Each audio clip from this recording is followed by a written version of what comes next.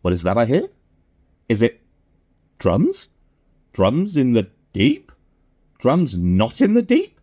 Drums everywhere? Hey guys, welcome back to Planet Mithril. My name is Mithril, and I have another freehand tutorial for you today, and today I'll be showing you how to create realistic, awesome looking drum skin for your drummer models, super easy and with only 3 paints. Well, 3 paints and a glaze.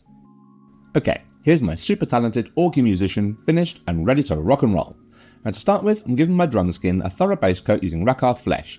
Crucially, it's important to make sure the top of the drum skin has a nice, smooth, crisp coat, otherwise the overall effect will be lost before you've even started. I'm applying a few thinner coats with some slightly diluted Rakarth Flesh here, waiting for the previous stage to dry completely before applying more paint.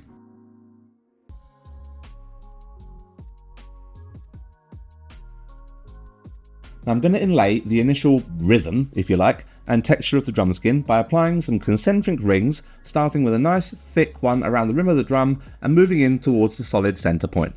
The best way to think about the drum skin is to liken it to rippling water.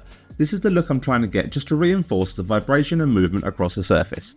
The mix I'm using here is a rough 1-to-1 split between Rakarth Flesh and Screaming Skull. Again, you want these rings to be as solid as possible, so multiple coats with thinner paints will work the best.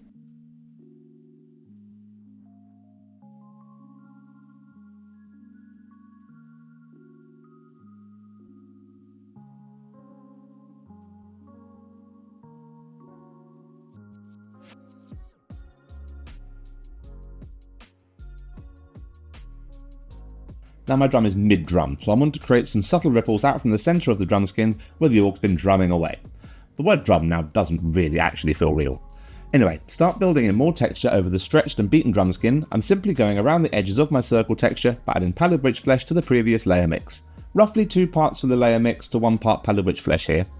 The goal is to create some solid lines whilst leaving some of the previous stage showing towards the inner and centre of the circles.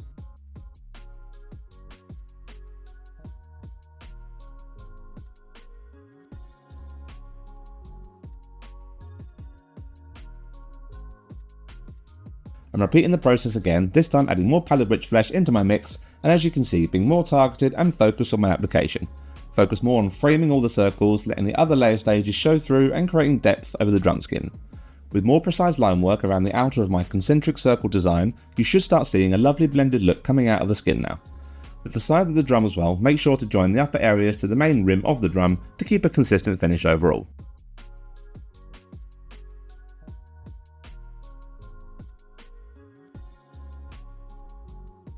The final edge highlight now I'm applying using Pallid Witch Flesh.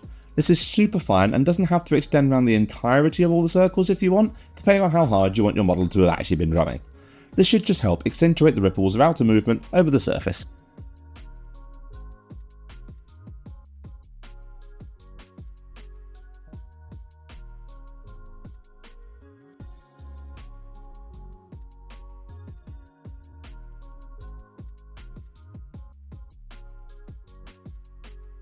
The final layer stage is to apply a glaze using heavily diluted Seraphim Sepia, just to help tie all the layers and highlights together.